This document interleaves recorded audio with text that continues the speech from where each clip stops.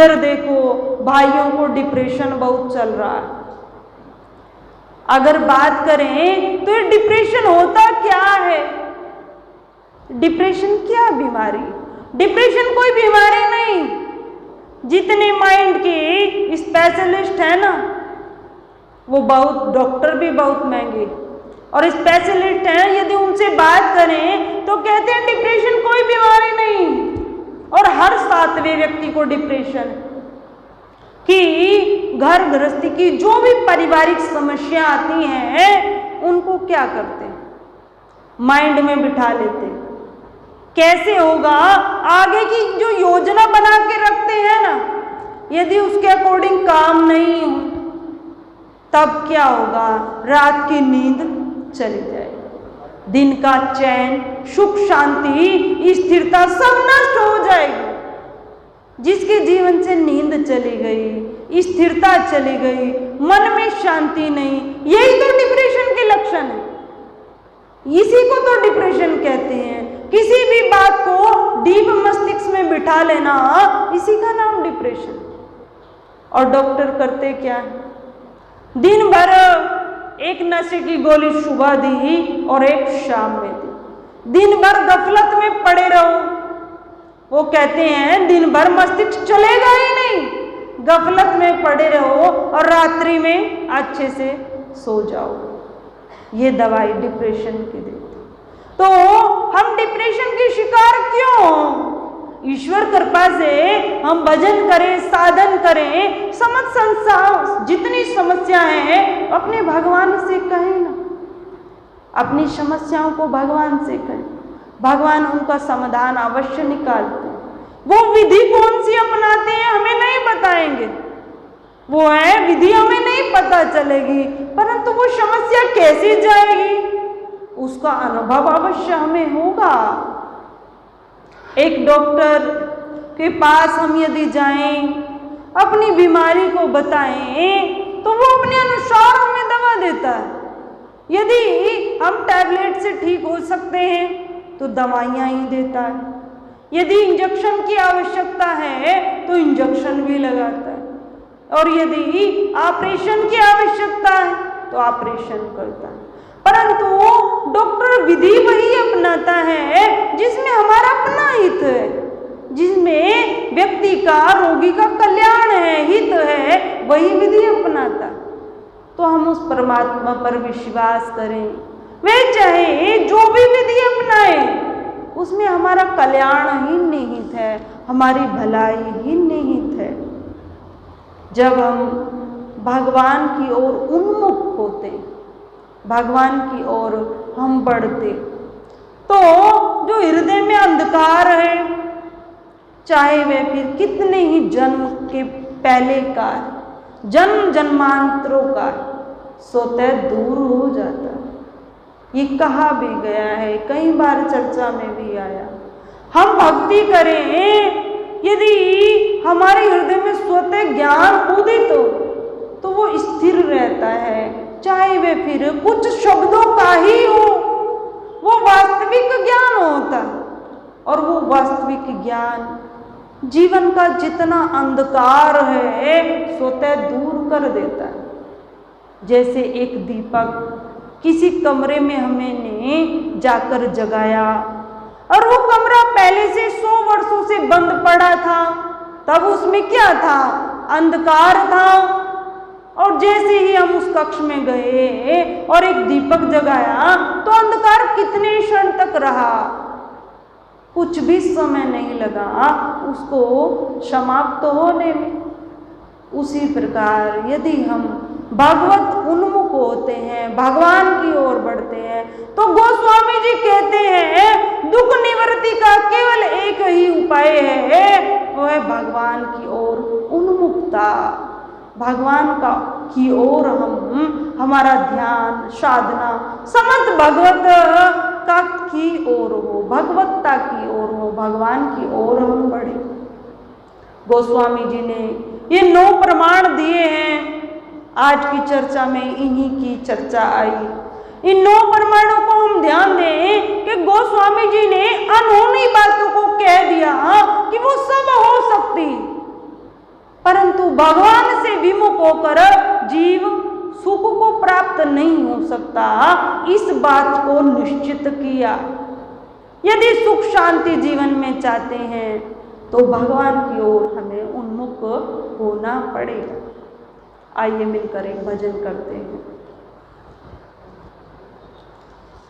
बैठ अकेला दो घड़ी ईश्वर के गुण गाया कर,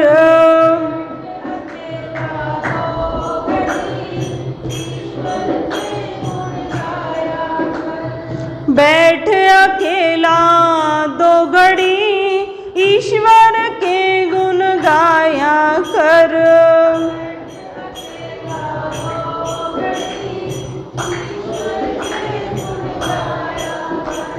मन मंदिर में गाफिला झाड़ू रोज लगाया कर,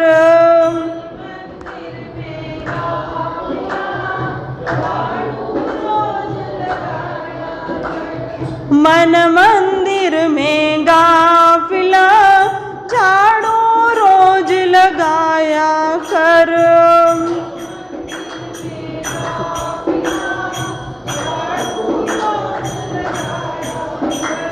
सोने में तो रात गुजारी दिन भर करता काम रहा,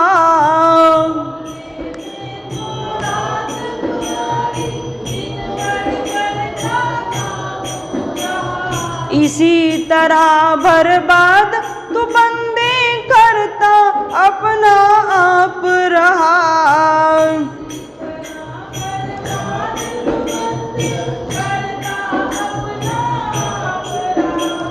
प्रातः काल उठ प्रेम से सत्संगति में जाया कर,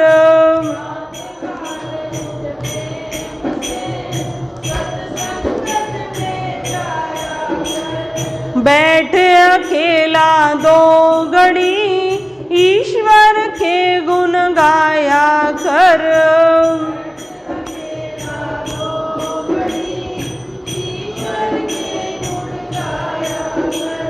मन मंदिर में गाफिला झाड़ू रोज लगाया कर,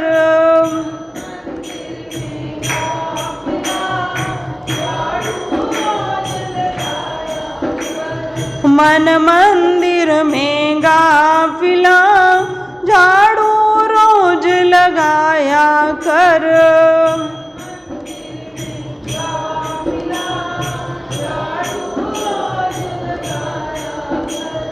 दुखिया पास पड़ा है तेरे तूने मौज उड़ाई क्या,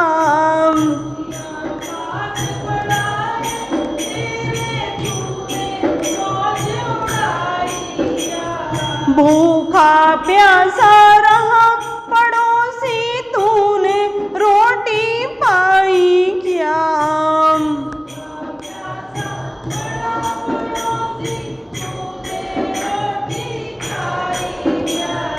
पहले सबसे पूछ कर फिर से भोजन पाया कर,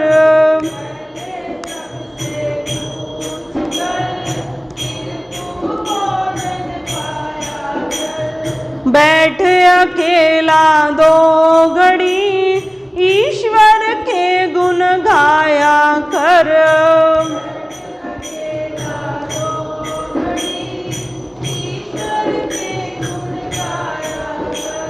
बैठ अकेला दो घड़ी ईश्वर के गुण गाया कर,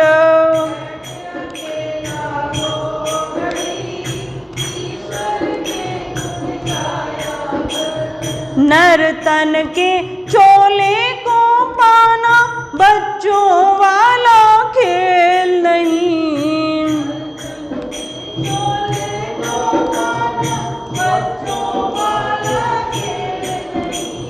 जन्म जन्म के शुभ कर्मों का जब तक होता मेल नहीं,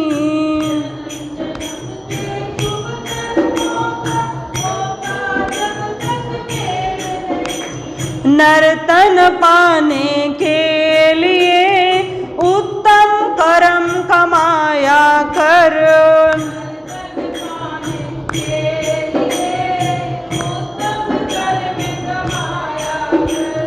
बैठ अकेला 2 घड़ी ईश्वर के गुण गाया कर।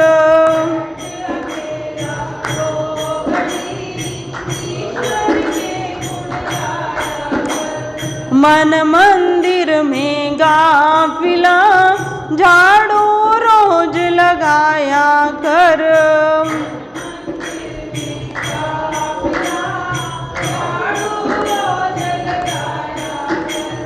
देख दया उस परमेश्वर की जिन वेदों का ज्ञान दिया। देख दया उस परमेश्वर की जिन वेदों का जिन ज्ञान दिया। सोच समझ ले अपने मन में कितनों का कल्याण किया। सोच समझ ले अपने मन में कितनों का कल्याण किया। बुरे कर्मों को छोड़कर उत्तम कर्म कमाया कर।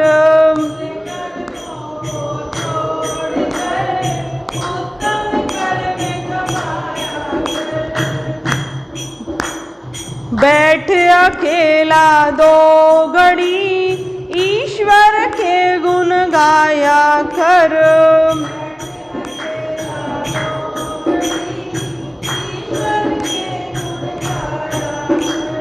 मन मंदिर में गाफिला झाड़ू रोज लगाया कर।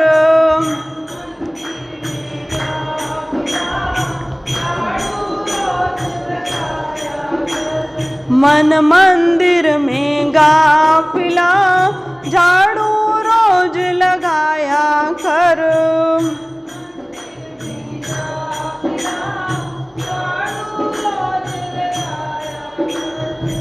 वाह, बहुत सुंदर भजन में बात आई।